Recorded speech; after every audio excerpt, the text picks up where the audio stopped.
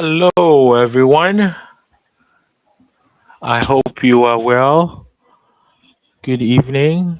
It is 6:26, so we have about 4 minutes or so. So we'll wait for folks to join in wherever it is they're joining in from.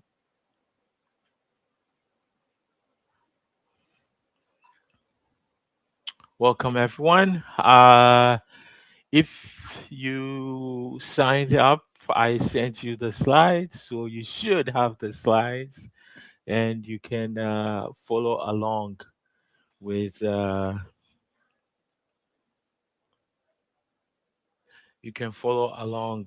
with me while I go through some of these Welcome, slides. everyone. Uh-oh. There's lots of things happening here. Let's see, what do I have here? Why is this going on?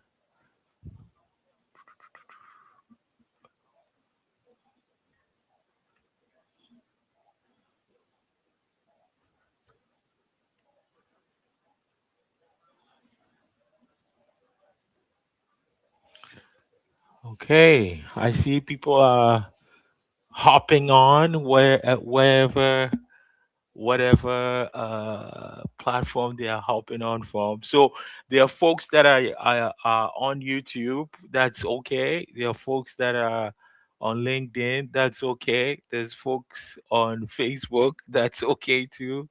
And there's folks on X. That's all right too. As long as you're getting this, that's what's important. If whatever platform you're using, if you can just put in the chat, a hello, how you're doing, uh what you're looking forward to in this session, that would be good, just so that I know that everything is working appropriately and functioning. So if you have a chat function on whatever platform you're using, please, type a hello and say your name. If you wanna, if you also wanna type where in Hamilton you're located, that's also good. If we have some Ancaster folks, you say hey. If you have some Hamilton Mountain folks, you say hey. If we have some downtown folks, you say hey. Yes, hello, Elizabeth. How are you?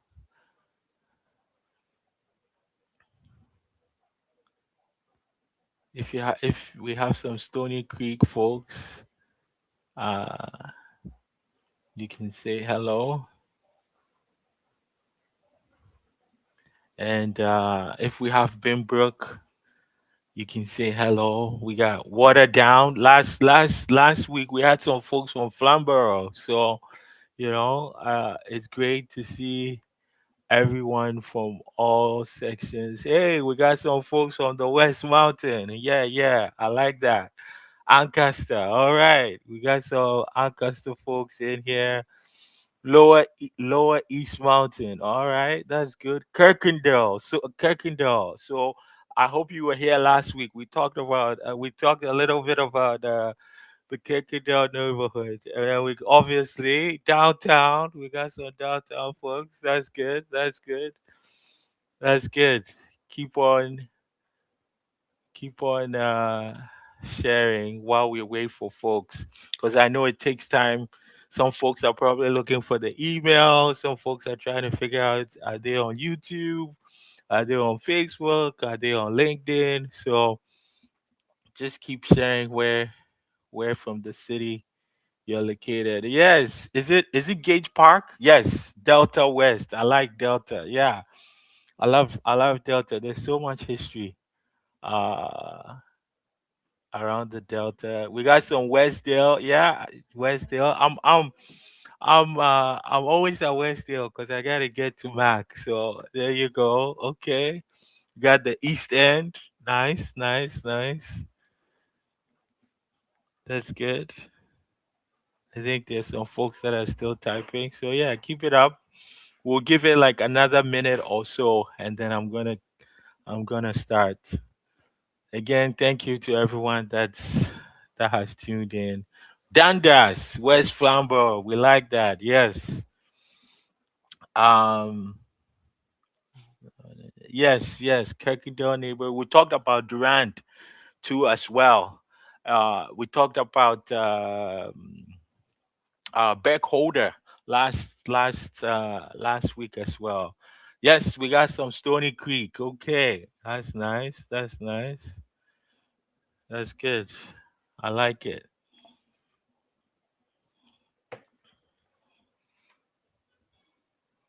Okay, so welcome everybody. Thank you again for tuning in wherever you are. We got Dundas in the house. We talked about Hart Street last last week. We talked about the Hart brothers. So if you missed last week's lecture, you can go back and watch it again. And then for yes, this week, once the 1 hour is up, it's gonna be around on YouTube, so you can watch it again. So let's get right into it because we have a lot to talk about. So I want to give a little prefix before I start this week's lecture. There's going to be some difficult images that you see, so please, if you see it and it enrages you, if you need to take a break, go to the washroom, whatever you need to do uh to to just get in a good headspace, please do that. I just want to forewarn you so that when we see the images, you're not yeah, it doesn't give you it will give you some emotions, but I just want you to know. And I'll also be reading some stuff that might also garner some tense emotions and feelings. So just giving you a forewarning about that. Okay. All right. So um, last week we talked about the presence of people of African descent here in Hamilton. I also kind of gave the broad overview of the global presence of people of African descent from the continent to the Caribbean to what we now call the Americas, North, South, and what have you. I centralized it around the Haitian Revolution, and then we kind of narrowed it down to Hamilton, what was going on in Hamilton from the 1800s to the 1900s. So this week, today, we're going to do almost the same thing. Where I'm going to start off with what was Canada thinking about, or what was Canada doing in the late 1800s and early 1900s, and then we're going to narrow it down to the local Hamilton experience, or what was happening at the time. Okay, so that's our plan for the next hour. Hopefully, I get through it quickly. Okay, so um, what was Canada doing from 1850 to 1900s?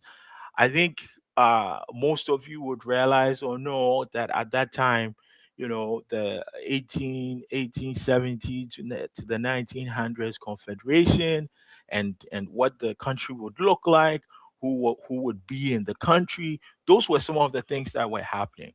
Okay, so here I say during the 1850s, Canada had ushered in African Americans on the run. We talked about the Fugitive Slave Act of 1850. By the turn of the century, most white Canadians strove for an impenetrable border. Canadian governments throughout the first half of the 20th century, which is the creation of the Dominion, what they called it at the time, wanted the country to be predominantly for white folks only. What do I mean by that? I mean, they wanted folks from Europe, and again, particular European countries. So obviously the British and um, white Americans, right? So here we have William D. Scott, who was the superintendent of immigration from 1903 to 1927. And he was basically Canada's most influential gatekeeper prior to the Great Depression. And he described black migration into Canada as a black problem, right? And he said he didn't want, right, what was happening at the time in the United States, which was the beginnings of Jim Crow, to happen here in Canada, right? So here you are beginning to see how Canadians start to speak about Black people or people of African descent. We can move on to what many folks were in Canada West were saying. And here I have many white Westerners concurred with their government's position as evidenced by an opinion piece in the Edmonton Evening Journal declaration. We want no dark spots in Alberta, right? So at that time, Canadian nativists rallied to ensure that white Canadians would not inherit Uncle Sam's problem. Basically, they didn't want people of African descent in this country. They didn't want folks from down south to come to this country. So they even went on to say, so long as people of African descent are in this country, crime will continue to increase in proportion to the population of people of African descent. And again, this is how you are seeing the beginnings of equating people of African descent with crime, right?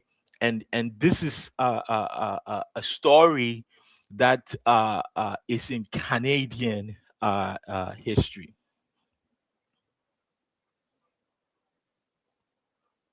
Just waiting for the next slide. Yeah. Here, I'm going to read through some of them, not all of them. We'll see how I'm progressing. But a legendary Black study scholar, Catherine McKittrick, says that there's a type of Canadian concealment when it comes to people of African descent. Her description is that concealment is accomplished, at least in part, by carefully landscaping blackness out of the nation. I would add landscaping blackness in and out of the nation, right? And what does he mean by that? So here we have an English woman, again, in the British, in terms of immigration, were happily entertained to come to Canada, right? And here you have an English woman who lived in Oklahoma before immigrating to Manitoba. And she offered a view shared by many white Canadians in the West at the time. It is with regret that I have read the account of the invasion of thousands of people of African descent from Oklahoma to the fair land of Canada, as there is in my heart a desire for the welfare of the Dominion. I feel sorry that this country should be saddled with those that the southern states are all too glad to be rid of. So again, again, you are seeing here this weird imaginary making of white Canadians opposing people of African descent coming into this country, and it's being wielded as like an invasion, right? That's the word she used. And in this particular case, it was because in Manitoba, there were a number of black farmers that were actually coming into Manitoba to also farm and live self-sufficiently. And I think there was a response from the black family at the time saying, "Hey, we are not here. We're not coming here to uh, uh, uh, uh, uh, to to offer or to expect some charity. We have our own ways of farming, and we are here to be part of building a better society." Let's move on. And I'm reading these so that folks can understand again the larger picture that was happening in Canada at the time and how that relates to some of the Hamilton stories I'm going to be sharing. uh this is another statement: a black cloud is looming up from the south, which is dangerous enough, warned the writer, because South African Americans are a menace to the welfare of the country. He urged the Canadian government to close out the yellow man, the red man, the black man, lumping together Asians, indigenous folks, and people of African descent as undesirable citizens. So here we're starting to see this anti immigrant sentiment from the Canadian government at the time. And also from Canadian citizens, white Canadian citizens at the time, where now they're saying, hey, we don't want these folks to be part of this dominion, right? Because it is our dominion. Canadian hysteria over black immigration was specifically rooted in language stereotypes and anxieties with powerful purchase during the nascent age of segregation, right? And you have to remember that during these late 1800s, early 1900s, we had Jim Crow in the South, right? We had lynching, all of those things, and Canadians at the time were like, we don't want all of that here, so we don't want any people of African descent here. But then that language was also steeped in criminality. The arrival of black men, in particular, sparked groundless white paranoia, especially among white women groups. Right. So again, no evidence of the crime, but then making large statements, what we would call stereotypes, about a certain population. Canadians opposed to black migration persistently conjured up images of the black rapist, made popular by W.D. Griffith's internationally celebrated film The Birth of a Nation. If you haven't seen it, um, yeah, it's a problematic movie.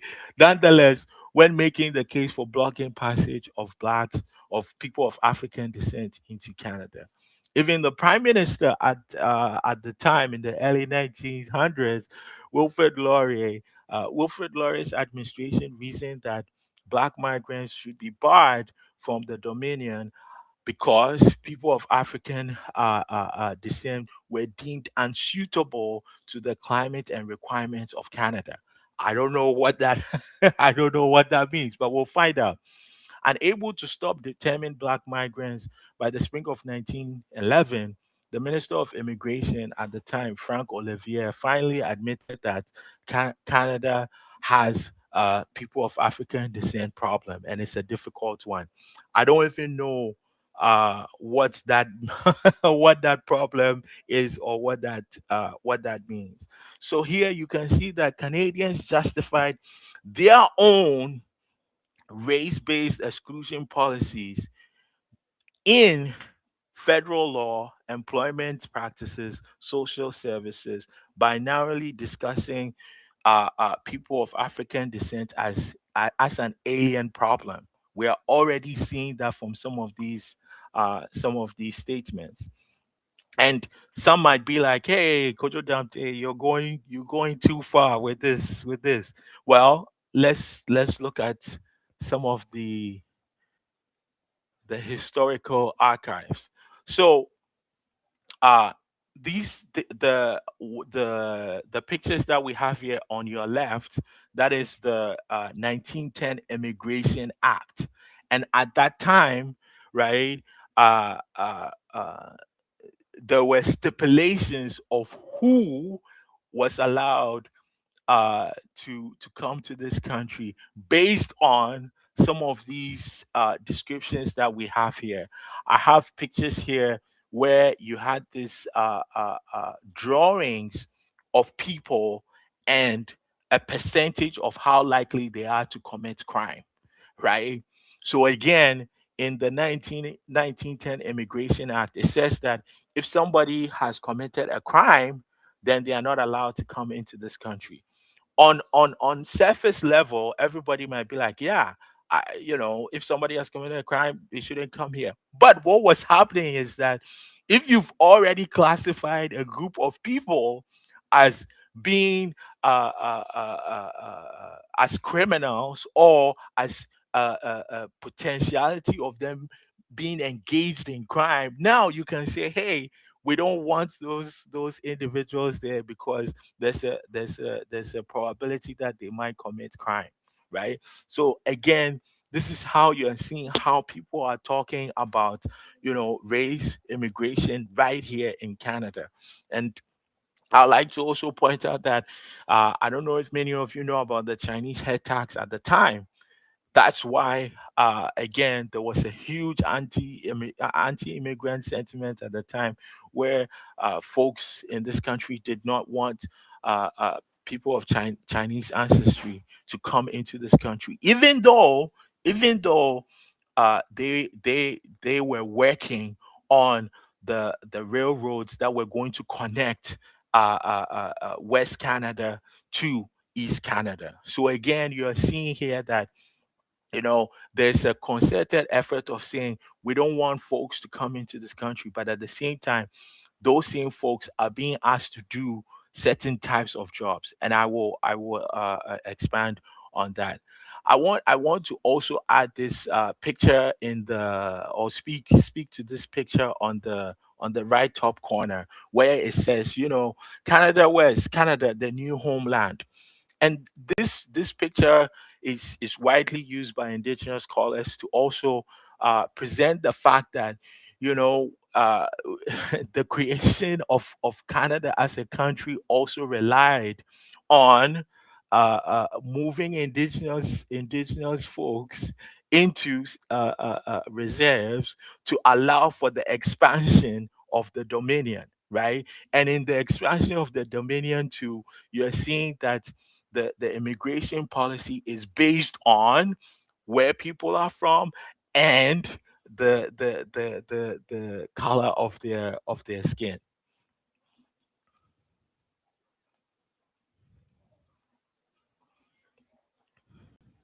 So here, what would what I want to drive for everybody in this slide here is that, you know the attributes to people of African descent are usually one of subservience, right, which I will speak to, or criminality, or a lack of intelligence, and being dangerous, right? This set up the roadmap for the treatment of Black life through the 19th and 20th century, which I will be sharing with you. Prime Minister John A. Macdonald, in the spring of 1883, the government withheld food from nearly 5,000 indigenous people, who were then forcibly marched hundreds of kilometers to reserves in Battleford, Saskatchewan.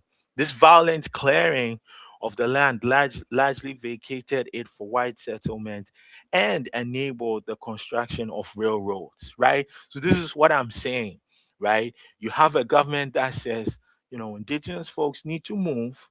We need to build a railroad connecting the west, the east. The labor that is going to build that too, we're going to take that from Asia and people of African descent, right? But we still don't want those individuals to call Canada home, right? So this other point here, I think, is very important, because when we talk about issues of race in Canada, sometimes people are focused on the easiest thing. So here I have whiteness, of course, was a politically and socially constructed category, subject to change over time. For example, Italian and Irish people were not initially considered to be white. As such, they experienced different forms of racial and ethnic discrimination throughout the early and mid 20th century. And this is the point that I'm trying to make, right? Like, at the time, in the government's mind, it was like the only people we want here are the British. They are part of the Commonwealth, right? So when they're coming here, they're bringing in revenue, or they understand the ideas around the Commonwealth. We want white Americans because again they are our neighbors down south, and they are bringing in revenue. So now, if you have the Portuguese, the Italian, and the Irish coming over, none of them are part of the Commonwealth. So they also faced what Robin Maynard calls as racial and ethnic discrimination. But in time, right? In time, after generations of Irish, Italian, and Portuguese, now as part of the fabric of Canadian history and life, right? Now that becomes one, because with indigenous and people of African descent, you know, the the the the racial difference is always clear, right? So this is what we need to pay attention to. Um, uh, for during that time, black subjugation continued in the form of segregation practices across all facets of society. Canada's Jim Crow were seen in public education, immigration, employment, and housing. And I'm going to expand on that because there might be some folks that will be like, "Hey, wait a minute, you're taking this, you're taking this too far. This ain't the states." But that's true. But Canada has its own dimension of how to deal with these issues. Um, I have a clip here of a book. I'm not gonna read it, but I wanted to make this statement, right? I think what happens is that, as a society or sometimes as individuals, we segregate people because we've created a type of person in our minds and in society, right? So then race is and has always been part of the historical and the contemporary record of Canada, and not many people uh, would would would think that to be a historical record. But I'm trying to make that point. Again, you have people that say people of African descent are this, right? You make a blanket statement because someone doesn't look like you, or someone doesn't come from the same place that you come from, and now that blanket statement is applied to any and all of such people and persons. And I think that's something that that's the points that I'm making. You can read. I included this picture from the book. It's called "North of the Color Line: Migration and Black Resistance from 1850 to 1955." This is specifically around what was going on in Western Canada. So you're gonna ask, hey, you've made these comments, Wilfred Laurier, Ministry of Immigration, da da da da, all of these things. How does this connect to education, immigration, employment, and what have you? So let's look at it. So last week I talked about the segregated schools right here in Hamilton. That, that comes from this idea that you shouldn't have people of African descent in schools. Hello, Roasting. Someone's from the Roasting area. Yes, glad you could join in. Yeah. So when we talk about segregated schools, that is how segregated schools make its way into legislation and then becomes an act, right? Again, as of 1896, salaried immigration agents were employed to court would-be immigrants from the United States and Europe. And white settlers were offered 160 acres of free farmlands, right? This is Wilfred Laurier and Clifford Sifton. At the same time, the government took measures to prevent black migration. Medical examiners were paid a government bonus for each black immigrant they turned away. Right? Climate unsuitability was a quality attributed to to people of African descent due to their connection to the continent of Africa, even though they had already worked as enslaved folks and free persons for hundreds of years in Canada.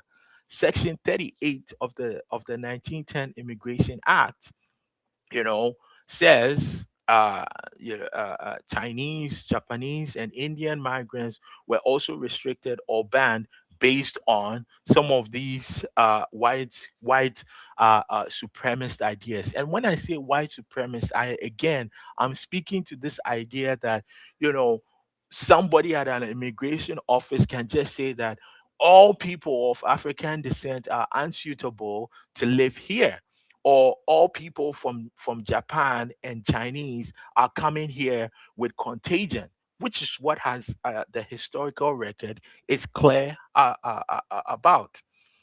William D. Scott, the superintendent of immigration from 1903 to 1924, said, you know, Africans, no matter where they come from, are not among the races sought, and hence, Africans, no matter what country they come from, are in common with uninvited races not admitted to Canada.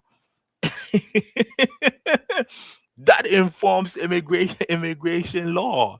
That informs the educational system, right? So if you have somebody that actually believes this, right, who is now working for the government, that actually becomes the law of the land, right?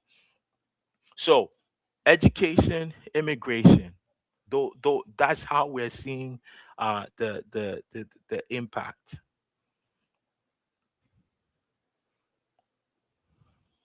In 1955, the federal director of immigration unsuccessfully fought the entry of black Caribbean domestics, stating they would, this is quote, vegetate to a low standard of living, and that allowing their migration would be an act of misguided generosity, since it would not have the effect of bringing about a worthwhile solution to the problem of people of African descent, and would intensify social and economic problems. Right. So again, again, when you have this like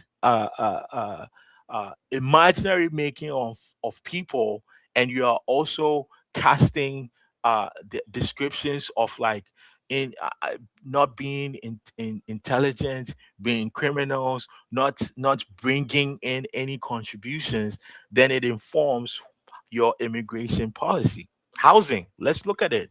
Many white companies and landowners refused to sell or lease land to people of African descent.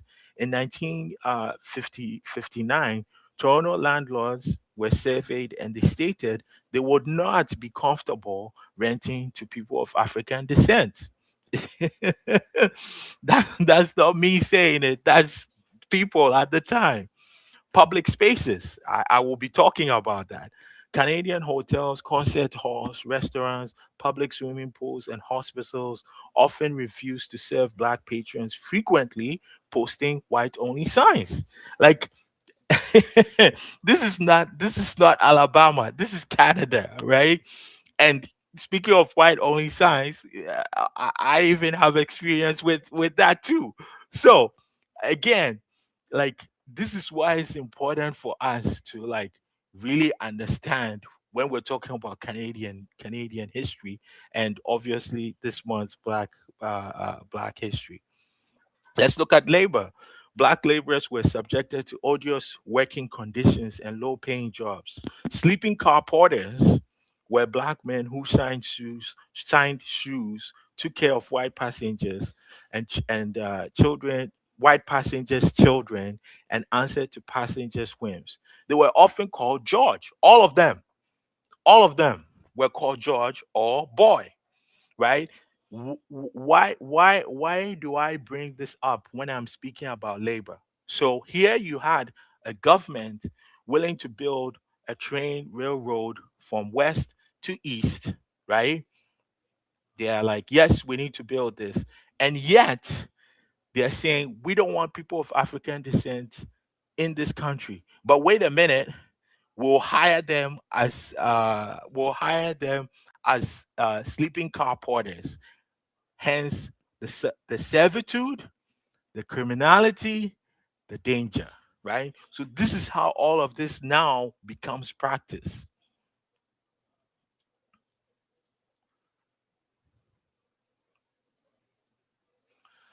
Let's continue with labor, right? Until second world war, one of the only employment options available to Canadian born black women was domestic service, a role that consisted of submission and deference for nearly 24 hours a day.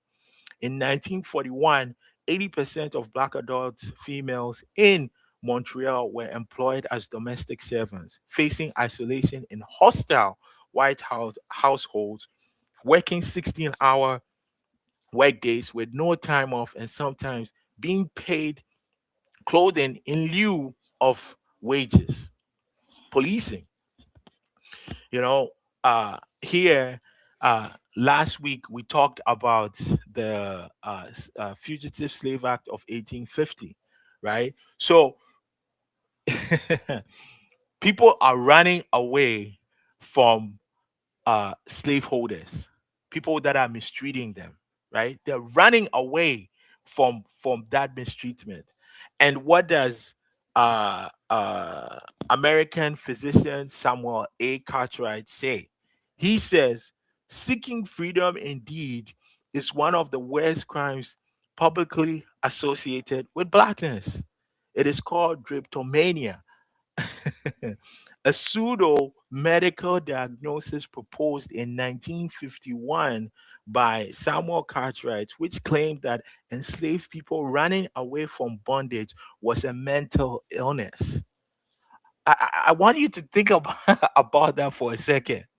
You have people running away from the worst treatment of all, and a physician now comes up with a pseudo diagnosis that says that if they run, that means there's something wrong.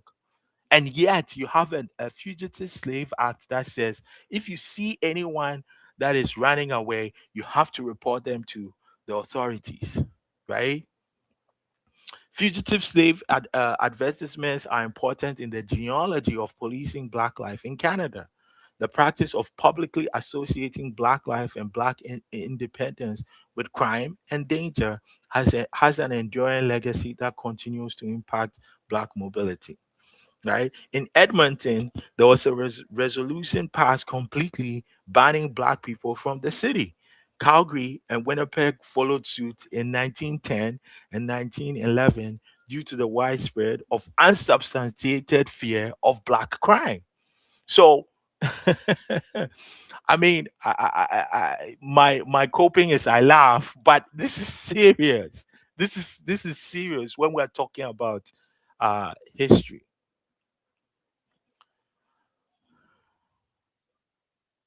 So, um, I hope you're with me.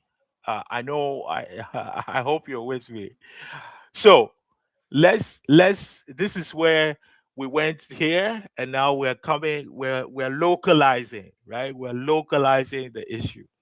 So late 1800s, early 1900s, you're seeing how people of African descent are being described. You're seeing how that's impacting immigration laws. You see how it's impacting labor laws. You see how it's impacting education. You see how it's impacting how people of African descent even navigate public spaces. Okay, let's talk about public spaces. So I have here two pictures. And again, I made that warning. If you weren't here when we started, I made the warning that I'm going to be showing some pictures that might anger, that might get your blood boiling. But I think it's important everybody understands the history, right? uh Everybody drives on the Lincoln Alexander, right? He said back then in Toronto there were certain places that if you went as a person of African descent you had to be foolish, right? So the the Lincoln Alexander is telling you that, hey man, in Toronto there's some places you're not supposed to go. So when we talk about public spaces and people of African descent navigating public spaces, this is what we're talking about. Grizzle. I never once saw a black nurse, secretary, politician, teacher, policeman, fireman, civil servant, clerk at the department store, right? The mobility. Ray Lewis, Hamiltonian, right?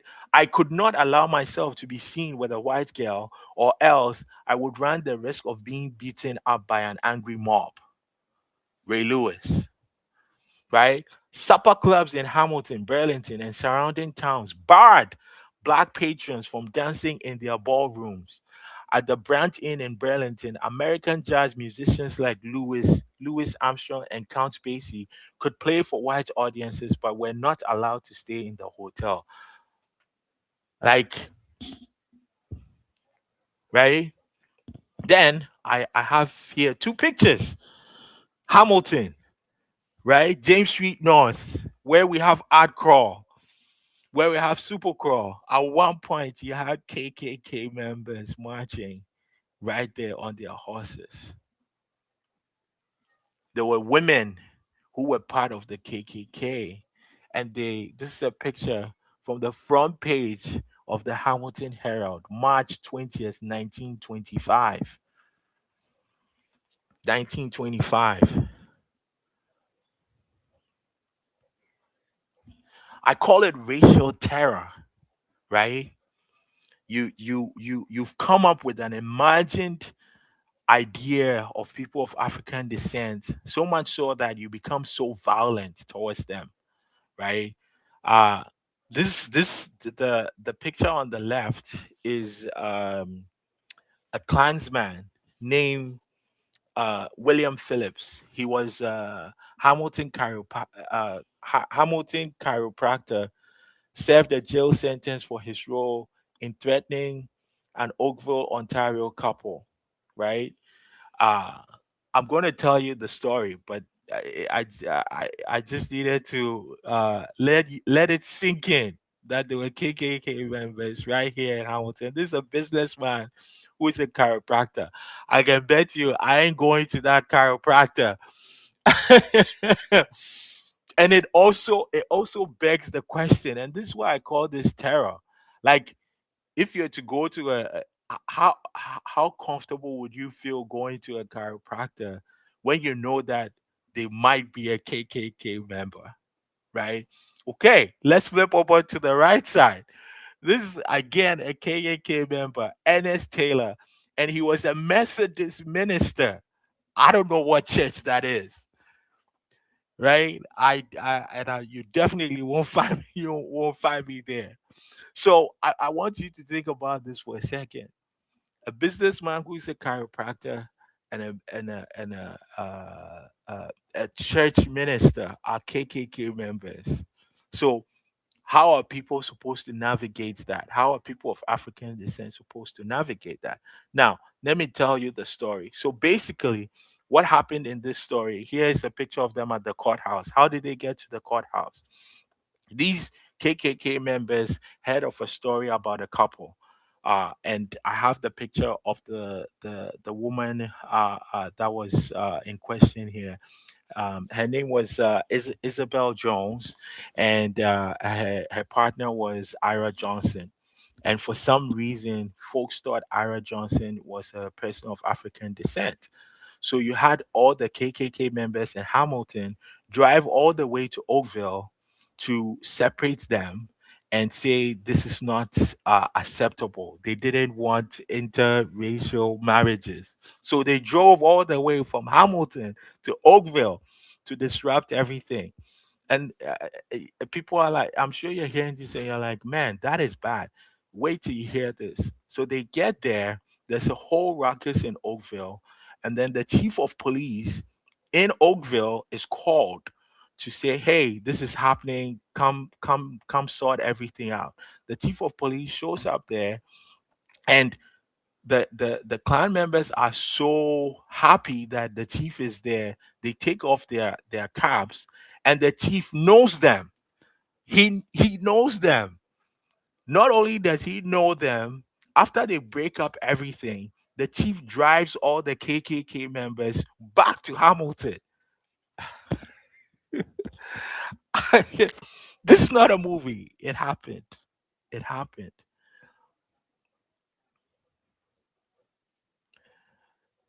right there.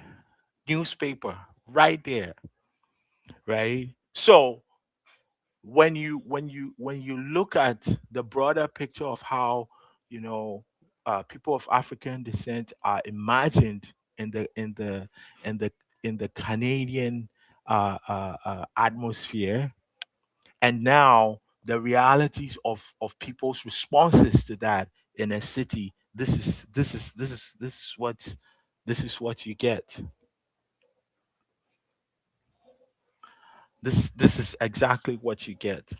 I want to read um a short uh a short paragraph from a book, and you can try and get this book so that you can read it. This book is called The Ku Klux Klan in Canada. So this details all the KKK activity that was happening in Ontario, Saskatchewan, Vancouver. It's very informative. Hard to read, but very informative. So I want to read a section for you. Let me just make sure I have it right. Yeah, okay, this is it. So there was a gentleman by the name of Aldman, uh Almond Charles Montieth, okay? And he was known as one of their recruiters here in Hamilton. And anyways, at some point he was arrested. So two Ontario provincial police officers arrested Montieth at the Orange Lodge Hall on James Street North in 1924. It is not clear what drew the police to the Orange Hall, but detectives Gilimsey and Bleakley interrupted Montier just as he was about to administer an oath inducting two women into the Klan. Montier readily admitted that he was a Klan organizer. Montier said he was from Niagara Falls, New York, but later confirmed he was a Canadian from the Ontario side of the Falls, where he was a bus driver. He was no stranger to the area. He was born in Daltwich near London, where his father had a farm. Over the years, he had wandered back and forth across the Canada US border, leaving wives and children in his wake. Montieth probably joined the Ku Klux Klan on the American side of the Niagara River sometime during the summer and fall of 1923. When the Klan members were established up and down the American side of the Niagara frontier, police charged him with carrying a loaded revolver to the Hamilton ceremony. He was also carrying a detective's badge purporting to show he was attached to the police department of Niagara Falls.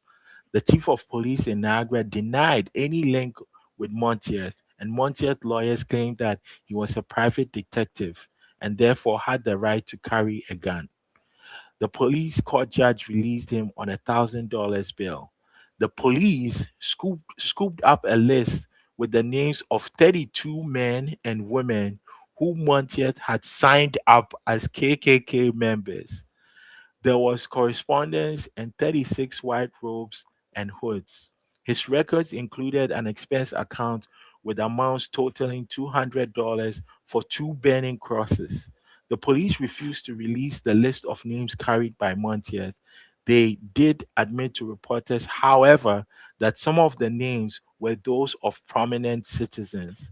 This would turn out to be the precursor to later events. And the later events was that up on the mountain, there were two crosses that were burnt. So, this again, this gives you an idea. Like, you have a list of KKK members right here in Hamilton, and the police is like, we won't share that list with the public. And people of African descent in the community were like, what? We need to know. We need to know, right? So this is me trying to really stitch out the Canadian history and how it's tied in to people of African descent history. Let me see if my slides are moving. Okay, so I've done that stitching. Now it's time to look at the what people of African descent in Hamilton were doing at the time. So here's George Morton. He urged the city to open up jobs for people of African descent. He received a job as a letter carrier in 1891, and by 1901, he was probably the only African Canadian letter carrier. And by 1910, he was one of two letter carriers. And I have the picture. You have the picture, right? He is the from the right, the third person. So you count one, two, three. He's the third person, right? So again, this is George Martin speaking up about the job discrimination that I alluded to earlier, right? The fact that people were not hiring people of African descent in the public service and in the private sector. Next up, we have Ray Lewis, right?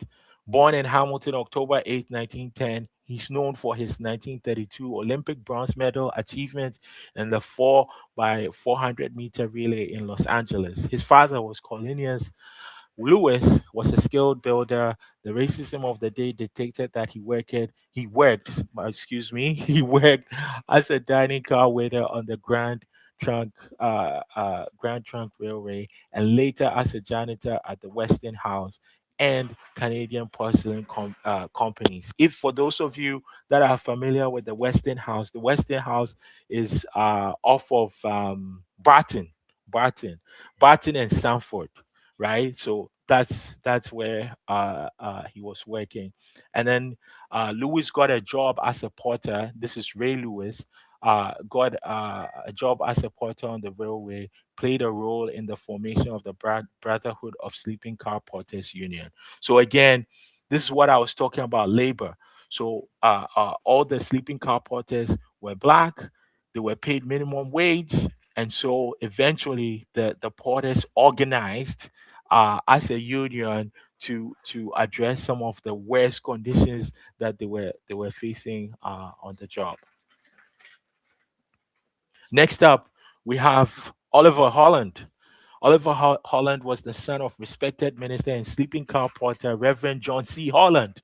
He graduated from McMaster with a BA in political economy and history in 1936. He later went on to study law at Osgood Hall Law School and was called to the bar. And he is at the back row, second from your left, and he played a huge role in the music scene at Stewart Memorial Church, which is downtown. Next up, we have the one and only Reverend John Christie Holland, John C. Holland. Reverend John C. Holland was born in Hamilton on Christmas Day, 1882. His father, Thomas John Holland, was a former slave from Sandy Spring, Montgomery County in Maryland. He married Josephine Adenia Johnson of Oakville in 1901 and had four children: Gilbert, Gladys, Alfreda, and Oliver, which I mentioned. And in 1909, John Holland began working as a janitor at Westinghouse. Again, Westinghouse mentioned that, doubling as a waiter at noon in the company's cafeteria.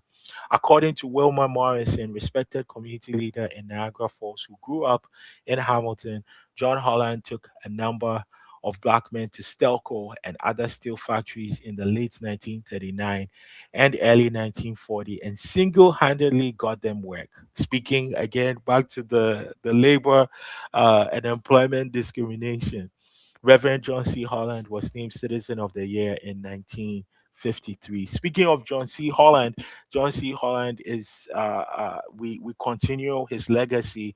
The Hamilton Black History Council continues his legacy to the John C. Holland Award ceremony, which will be happening on February 15th. That has supported thousands and thousands of young people through scholarships and bursaries. Next up, we have, I'm a musician. I love music. So we have Jackie Washington. Jackie Washington was born in 1910 into a very musical Hamilton family. His father George Washington was born in 1873, the son of a slave from Virginia who had come north on the Underground Railroad. Jackie and his brother began to sing at school concerts, and they have a very musical family. And so, remember when I told you that, or when I made the statement that black performers were allowed to perform to white audiences, but not allowed to stay at the hotels where they were performing? Most of them went to stay with Jackie Washington's family. And so he was able to meet greats like Duke Ellington, Count Basie, Sarah Vaughan, Ella Fitzgerald, and others, right? So this is the beginnings of how, uh, uh, even under this racial terror, right, people of African descent were taking care of each other. Jackie Washington also worked as a porter with the Canadian Pacific Railroad in 1939. And Jackie Washington and his family have played such a huge role when it comes to music here, so much so that the Hamilton Public Library celebrates with the Jackie Washington Day, which this year will be February 21st. Okay, so I also want to. I'm running out of time here. I also want to kind of read a couple of things just so that people get an understanding of why the black community here in Hamilton is always very concerned about systemic racism, right? So here we have Danny Saunders, a black veteran, was refused entry into the Dundee Park Dance Pavilion in 1948 after he had served in World War II. Orchestra leader Morgan Thomas, in charge of the dances, was quite adamant when he was interviewed that the policy would remain the same, meaning that they wouldn't allow people of African descent in there. A few days later, however, he was forced to apologize to the black community after Councillor Peter Dunlop threatened to picket the dance hall. I think picketing and Hamilton is like it's historical. There you go. um, after the victory, Councillor Dunlop took his stand against racial discrimination to City Council.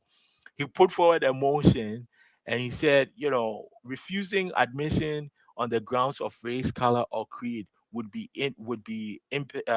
impermissible at public amusement parks, entertainment, and dance hall. Right? Everybody on this virtual lecture would agree that you can't deny entry based on these things, right? However, when he presented the proposal at City Hall, Councillor Peter McCulloch said this is nothing more than communist propaganda. And after a lengthy discussion in council, the motion failed to pass. I mean, think about that for a second. I mean, people that follow city council today might be like, "Well, nothing changes." That's different. That's a different topic. But I want you to think about that, right? Like you have a counselor that says, you know what, this has become a problem. Let's address it citywide, and the response is, you're a communist. That's ridiculous. On December 6, 1949, Dresden voters were asked the following question: do you approve the passing of legislation compelling restaurant owners to serve regardless of race, creed, or color? This is the same thing happening in Dresden. And 517 were against, and 108 were in favor. I won't comment. You can think about that, right? So these things were so important that on July 7th, 1949, a deputation of different ethnic groups, trade unions, women groups, and churches met with the conservative premier at the time, Leslie Frost, asking for the passage of fair employment practices, which would later be passed in 1951. And I want to share this last one because I think it really captures like Hamilton politics today. you know uh okay, let me just read it, and then I'll make my comment. So on May 4th, 1951, Oscar Peterson, like the greatest piano player in Canadian history, right? Oscar Peterson and bassist Ray Brown were refused service at a barber shop at 75 King Street West, owned by Glenn McQuaid. And at the time, uh, Mayor Lloyd Jackson was quoted as saying, "I'm ashamed to think it would happen here. I never dreamed anyone would refuse to cut the hair of a person of African descent." Right? It's like you have the mayor. This is like 1951. There's like there's so much racial discrimination, and the mayor is like, I didn't know that these things were happening. I mean, this is the greatest piano player in Canadian history, right? So I'll leave it to folks, and you can think about it. I want to end with this slide. uh um and I think I've shared stories of Black Hamiltonians, some of the things they were going through. I've tried to tie it in with the overall Canadian history so that you can understand that these things are not separate; they are the same thing, right? And you will hear people say that Black history is Canadian history, and I think it's true. But the thing is that because of the complexities and the guiltiness and the shame of what I've said, that's why you don't see this in schools. That's why you don't hear this, and it's taking a public lecture series to really unpack some of these things, right? Um, I reminded people, this lecture series is not an exhaustive list of all the contributions that Black Hamiltonians have presented here in Hamilton. There's many more, right? But I wanted to at least name some names so that you also know who they are, and you can do your own research and what have you. So Wilma Morrison uh, a great leader in Niagara and in Hamilton. She's featured on the bookmarks that the city of Hamilton and the Hamilton Black History Council released a couple of years ago. I talked about George Monton, Hiram Demoon, Richard Guider, James Lightfoot, Rachel Holland, Garfield Parker, Shirley Wade Brown, Evelyn Myrie, Evelyn Myrie is the current president of the Afro Canadian Caribbean Association, still doing needed work. And then in this picture, I'll leave it. You can read the names, but I wanted to highlight three. Sorry, three of the individuals. So we have Adrian Shad, whose book Yeah, whose book? If you don't have this book, please, this is like Hamilton content. So they wrote this book. You can get a copy at King West Books. Shout out King West Books. um you know did some enormous research around the history of black Hamiltonians. In the middle, we have Dr. Gary Warner, who was recently named Order of Hamilton. He's also Order of Canada, and has done some great stuff at McMaster, who is in this picture and still, uh, you know, uh, contributing to Hamilton, to making Hamilton a better city. And then on the far right is Maxine Carter. Maxine Carter did some important work with the city of Hamilton around um, access, accommodation, equity, and then later moved on to Mohawk College to support students, right? So it's like we all of us are contributing, right? Everyone is contributing to making this city great. This city, uh, uh, uh, uh, uh, an important city, so that everybody can call it home, right? Everybody can thrive, can do the things that they want to do, and contrary to some of the slides that I showed of the folks that were like, Canada doesn't need dark spots and all of that. Those are all lies. Those are all lies. So as we celebrate Black History Month, I really want us to really start unpacking the stories we tell ourselves about people, and asking all of us to really stop doing that. Don't believe the stereotypes. Don't believe the one-liners. Right? In Hamilton, we have some folks who show up at downtown with a sign, mass deportations. We've seen this story before, right? This is why history is important, and we say no to all of that, right? We say no to all of that. So, um, my, I promise this is the last slide. So the last slide is just all the resources, so that you can also go and read it, and and and kind of get your own feel for it, right? It's Yeah, I'm great. You're here listening to me, but I think it's important for you to read some of these books and see how everything connects. So I have the Bailey's book, Ku Klux Klan in Canada. I've added some other books as well. If you The one that I think is very I added Robin Maynard's book. Robin has updated it. Very important book. And then I also included the Hamilton Black History Database. If you haven't checked it out, please, please, please, please check it out. It also has lots of information there. So I've gone over 4 minutes. I'm going to open it up for questions. If you have any questions, just put it in the chat, and I'll do a rapid fire of answering, or a rapid pace, I should say, not fire. We don't want rapid fire. I will answer them in fast fashion. Let me put it that way. Okay. So if you have any questions, this is it.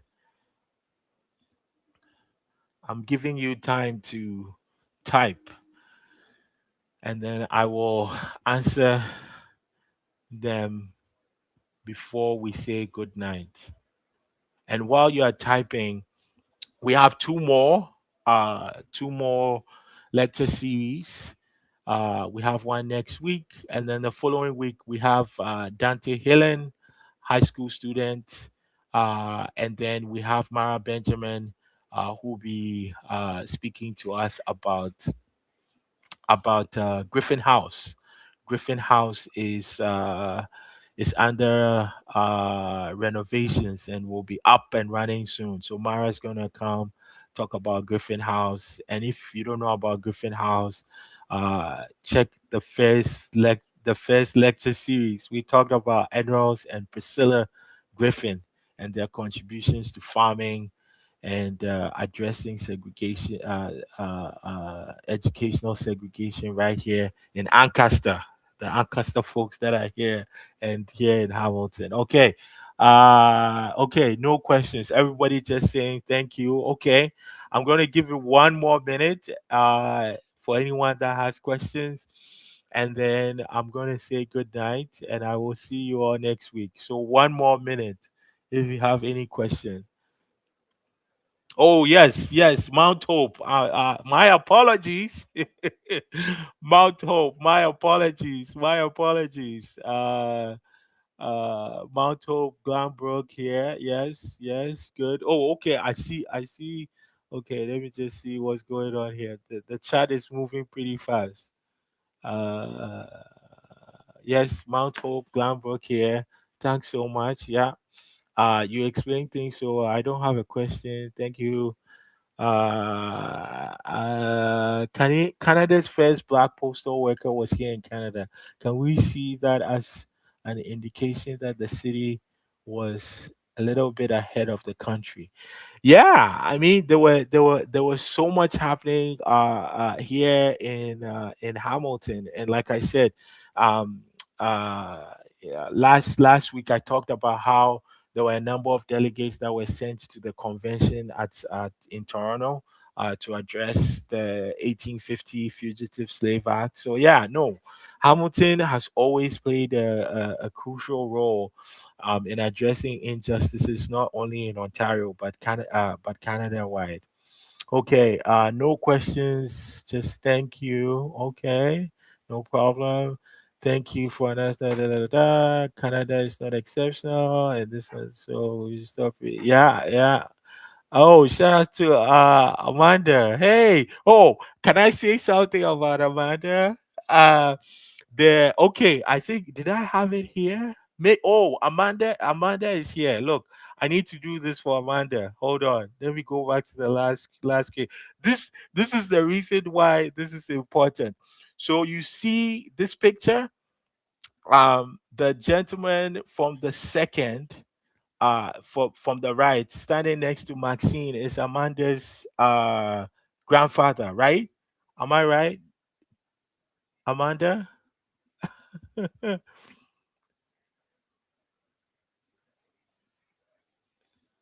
Okay, we had it's overwhelming. I jotted down some things after I recover. Yeah, thank you, thank you. Da, da, da, da. Okay, all right. I had another question that says, how do we engage in these conversations with kids and youth? Yeah, that's a good one. I think it's sharing this information with them in a way that uh, uh, the youth understand. I think they're important. So we should have those conversations with them. I think right now in Ontario, grade 7 and grade 8, they have mandatory um, Black History Month curriculum expectations. So these are ways that we can do it. We can come up with like comic books of some of these folks that were doing the work. There's lots to be done. So I think those are some of the ways we can engage with youth. Yeah, and now we have someone saying, "I do Neville Nunez." Yeah, there you go. See, we're yes, yeah, yeah.